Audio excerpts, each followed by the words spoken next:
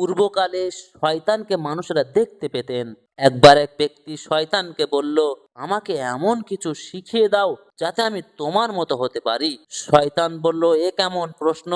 আজ পর্যন্ত এই রকম প্রশ্ন আমাকে কেউ করেনি। তুমি কেন আমার মতো হতে চাও? লোকটি বলল, এটা আমার মনের একটা আকাঙ্ক্ষা। শয়তান বলল, তুমি যদি আমার মতো হতে চাও তাহলে নামাজে অবহেলা করবে এবং কথায় কথায় কসম খেতে কখনো পরোয়া করবে না, সত্য মিথ্যা না বেছে।